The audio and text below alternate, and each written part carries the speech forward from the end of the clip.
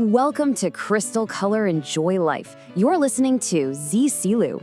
You know, the world as we know it is changing, and it feels like the old rules just don't apply anymore.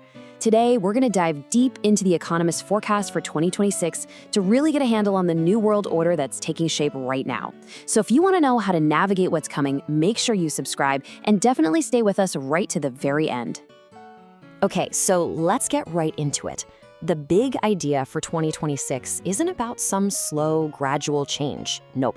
It's about an active dismantling of the world we once knew.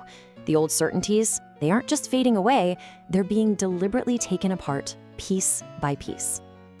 And this brings us to a really crucial term from the World Economic Forum. We're not just drifting, we're in what they call a geopolitical recession. Now, what does that mean? It means major powers are no longer just bending the rules of global institutions like the UN. They're creating entirely new games with their own exclusive guest lists.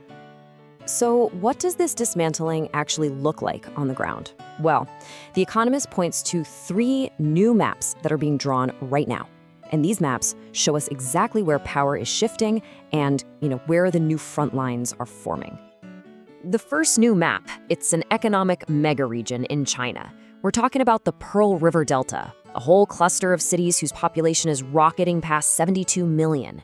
It's basically becoming a supply chain nucleus so powerful and so integrated that it's creating its own gravitational pull on global trade. It's just too big to ignore or disconnect from. Now, what's fascinating is that the second map isn't in some foreign country, it's the internal political map of the United States. Things like gerrymandering are creating these safe districts where the only real election that matters is the party primary. And that pushes politicians to their extremes, which leads to gridlock. The result? An America that's focused inward.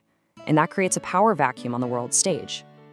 And get this, the third map isn't even on Earth. It's a high-stakes race for the moon's South Pole. Why? It's all about water ice. See, in space, water isn't just for drinking. It's basically the new oil.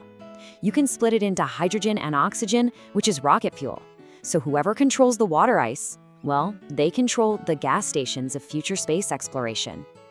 So all of this geopolitical chaos, these new maps being drawn, it was bound to happen, right? It creates serious tremors in the financial world. The instability isn't just political anymore. It's coming for our wallets. The biggest worry that The Economist highlights is this dangerous cocktail brewing in the U.S. economy, something called dual loosening.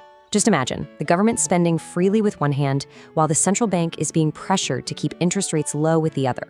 This could lead to a scenario called fiscal dominance, where government spending basically overpowers the central bank's ability to control inflation. If that happens, investors could lose faith, and that could spark a crisis in this supercritical bond market. And this kind of environment creates a terrifying new risk, the digital bank run. Seriously, forget those old black and white pictures of people lining up outside banks. The next one could happen at the speed of a smartphone. Panic spreads online, people instantly transfer their funds with an app, and the money just flees.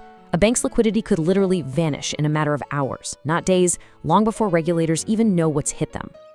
So the crucial takeaway here is that our interconnected financial system, it's becoming both faster and way more fragile. The very same technology that gives us all this amazing convenience, like our banking apps, also opens the door to massive, rapid-fire risks. I mean, we're living in a world where the projected annual cost of cybercrime is already in the trillions. And this instability, it doesn't just stop with our finances. It also extends to the job market. AI isn't just automating a few jobs here and there. No, it is fundamentally restructuring how entire companies and industries work. It's changing the very shape of the workforce. So forget that old corporate pyramid, with the huge base of entry-level workers at the bottom. The new model is a diamond. AI, which is basically acting like a software robot, is automating all those routine tasks at the bottom. And that means the most valuable, and now the largest part of a company is the expanded middle, the subject matter experts who direct, manage, and quality check what the AI is putting out. So how do you thrive in this new diamond structure? Well, the key is a fundamental shift in how you think. It's no longer about being the person doing the task. It's about becoming the person who manages the AI that's doing the task. Skills like quality control, resource management, and just learning to collaborate effectively with these new digital colleagues. They're now absolutely critical. Okay, so given all this dramatic change in geopolitics, in finance, in our jobs, what can you actually do about it?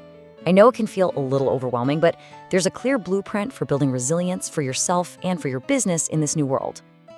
For businesses, the game has totally changed.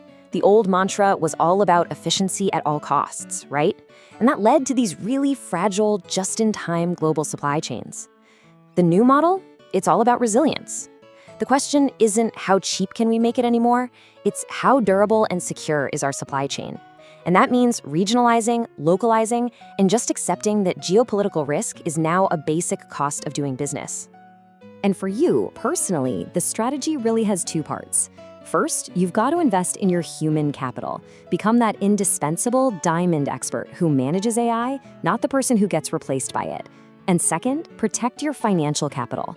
In a world of digital bank runs and shaky markets, putting all your eggs in one fragile national basket is just a huge risk. Diversification, that is your best defense. Look, the future isn't about perfectly predicting the storm, it's about building your arc. By understanding these huge shifts in power, money, and technology, you can stop being a passenger just getting tossed around by the waves and start being the navigator of your own course. Keep learning, stay agile, and you will be ready. Thank you for joining this Crystal Color Enjoy Life J. Silu explainer. If you found this valuable, please hit that like button, share it with a friend, and leave us a comment. And of course, subscribe for more. We'll see you next time.